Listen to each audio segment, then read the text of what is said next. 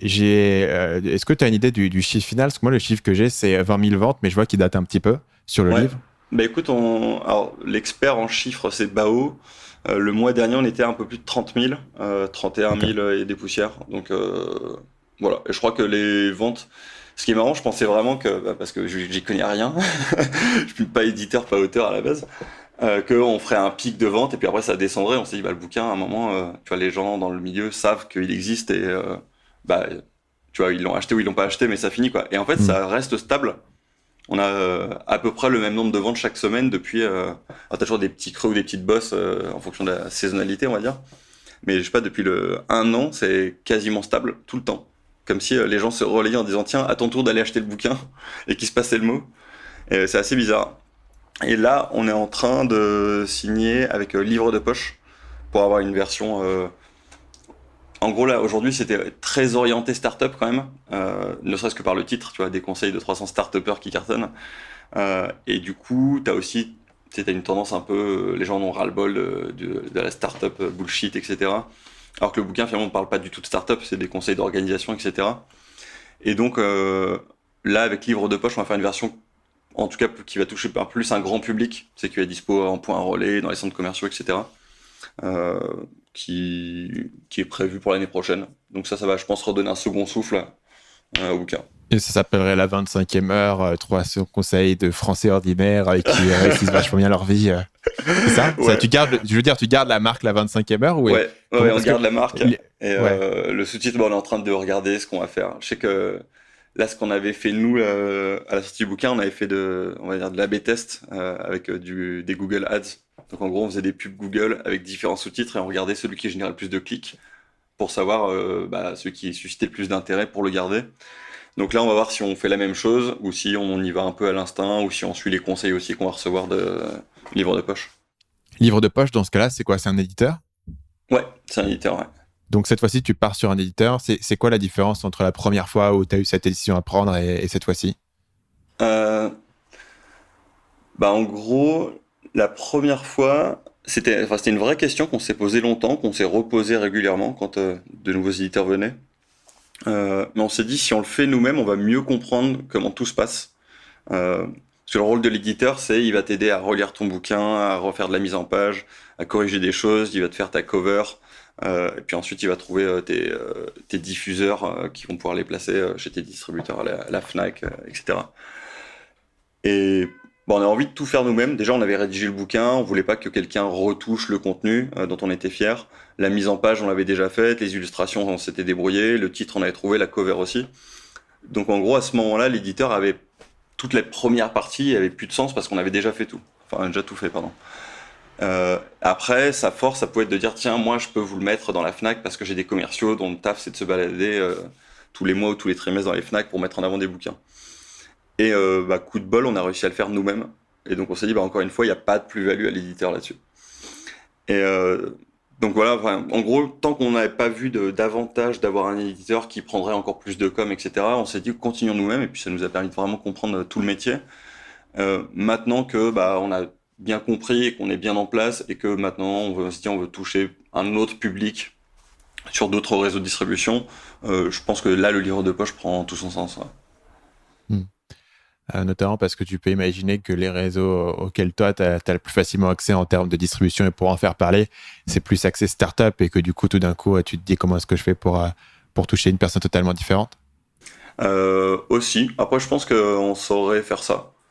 Je pense que c'est plus vraiment c'est le réseau de distribution et le fait que on a déjà consacré beaucoup de temps au bouquin et qu'on essaie de. Tu vois, maintenant en plus on fait des interventions dans des boîtes qui nous sollicitent Hmm. pour venir pour parler du bouquin. On l'a fait chez Google, chez Air France, chez Deloitte, enfin vraiment dans plein de boîtes. Et ça prend du temps aussi, donc moi je pense que là, tu sais, c'est le ratio effort retour où on se dit si on voulait faire le même boulot que Relais, ça serait beaucoup d'efforts pour un potentiellement grand retour quand même, mais là, en leur confiant la mission, ça sera plus intéressant pour nous. Tu avais mentionné tout à l'heure que tu avais quand même réussi à être à la Fnac. Je sais qu'il y a pas mal de librairies où le livre original de la 25e heure, qui était donc autopublié, est disponible. Est-ce que tu peux m'expliquer un petit peu comment est-ce que ça se passe pour quelqu'un qui est auto-publié de débarquer en librairie? Déjà, puisque comme il était en print on demand, je suppose que tu n'avais pas de stock. Comment est-ce que ces conversions-là se sont amorcées? Comment est-ce que tu as géré l'aspect plus logistique? Parce que j'imagine qu'il faut qu'à un moment donné, il y a un camion qui livre le truc. Tu vois, je suis curieux de comprendre comment ça fonctionne. Les premières personnes qu'on doit fournir, en effet, c'est la Fnac. Donc, tu as une boîte qui s'appelle la SFL, cette Société Française du Livre, qui est la boîte qui gère les stocks de livres pour la Fnac et qui les distribue. Et en gros, eux, ils nous faisaient des commandes. Donc, on recevait des mails qui disaient la Fnac de Paris, sur les champs, a besoin de 6 bouquins. Merci de nous les envoyer. Et genre 6 bouquins, pour nous, c'est un peu l'enfer parce que tu peux pas les commander sur Amazon et les livrer à la Fnac. Il y a une sorte de conflit d'intérêt entre eux où ce serait pas génial. Donc après, on a trouvé notre imprimeur. On a un imprimeur qui s'appelle Ingram qui nous fait des impressions à partir de ce qu'on veut. Mais si tu veux en imprimer 6, ça te coûte plus cher à imprimer, à faire livrer et à payer les taxes que limite l'acheter sur Amazon et l'envoyer. Et donc c'était pas évident. Comment on faisait? Je crois qu'on en achetait une centaine, on les stockait à mon bureau, et quand on avait les commandes de la Fnac, on les envoyait, ils envoyaient un livreur pour les récupérer. Ce qui est vraiment pas génial, sachant que t'en reçois toutes les 2-3 jours. Donc on a contacté la SFL, on leur a dit, ça vous dirait pas de les acheter plutôt par 100 plutôt que par 5? Ça serait plus facile pour nous et pour vous. Et en fait, il y a une histoire de commande fermée, commande ouverte. C'est-à-dire que chaque Fnac gère ses propres commandes. Et si tu es en commande fermée, ça veut dire, enfin commande ferme, s'ils te commandent 10 livres et qu'ils reçoivent les 10, s'ils les vendent pas au bout d'un moment, c'est leur problème. Tu vois, ils ont payé l'argent, ils ont les livres, ils doivent les gérer et les stocker. S'ils sont en commande ouverte, ils peuvent dire j'en commande 10, et si dans un mois j'en ai encore 10, je les renvoie. Et du coup, nous, on se récupère les livres.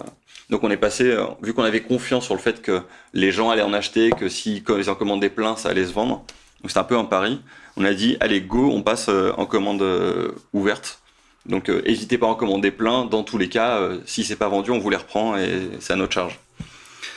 Et on a vu avec la SFL en disant, commandez-en 100 d'un coup et puis vous les répartissez entre les Fnac. Et donc là, entre toutes les 2 semaines et toutes les 3 semaines, on reçoit des commandes de 100-150 bouquins de la Fnac. Et quand on reçoit ce document, on va sur Ingram de notre imprimeur, on dit, imprime 150 livres et tu les livres à la Fnac directement. Et donc, maintenant, c'est 2-3 manips.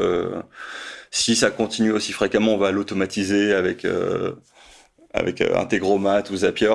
Pour l'instant, ça va. On se relaye, on se fait des shifumi sur WhatsApp pour savoir lequel de nous 3 gère la commande Fnac. Et on imprime 150 bouquins, on l'envoie à la Fnac et après, ils distribuent.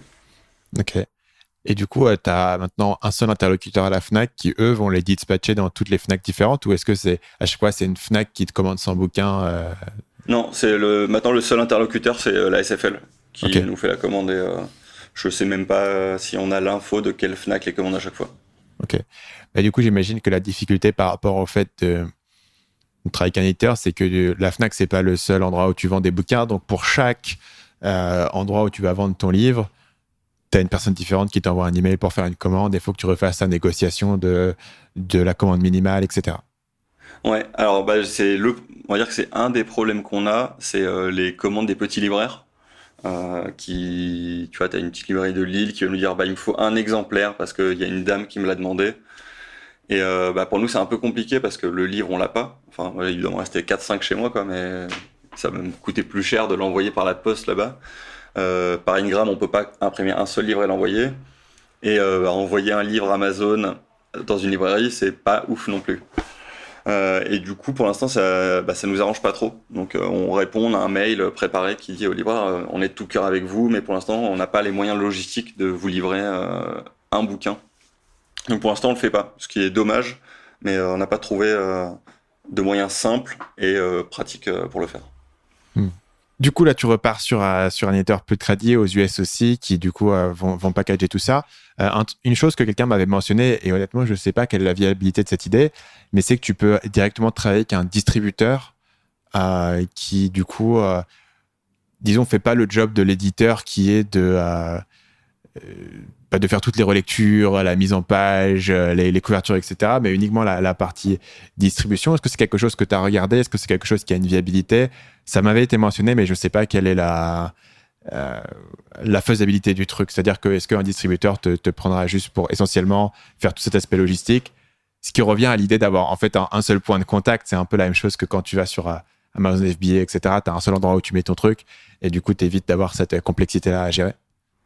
Ouais, donc c'est quelque chose que tu peux faire en effet. On s'était posé, pareil, on s'est posé la question. On avait regardé un peu dans toute la chaîne de valeur où est-ce que il fallait qu'on intervienne ou qui on laissait faire. Et tu peux contacter ces gens-là et leur dire, moi j'ai mon bouquin, envoyé aux forces commerciales pour aller le distribuer, le diffuser un peu partout. On l'a pas fait.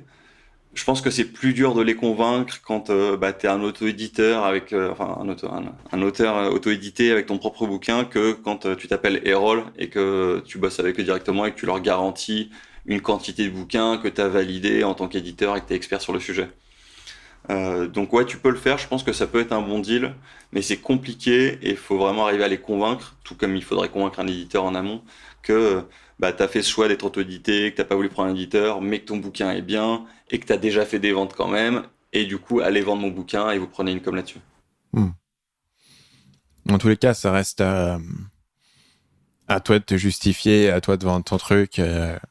Ce que tu avais essentiellement réussi à court-circuiter en faisant l'auto-édition, en étant capable de prendre tes propres décisions. Ok, ouais, je vois. Ouais, c'est ça qu'on voulait pas. Franchement, c'est un peu dur de dire ça, mais tu vois, c'est presque aller mendier chez les gens en disant s'il vous plaît, mon livre est bien, et te prendre des portes claquées. Et à un moment, ça marche, et tu regardes les autres, je vous l'avais dit que ça allait marcher. Enfin, c'est vraiment pas ça qu'on voulait faire, quoi. Donc, ouais.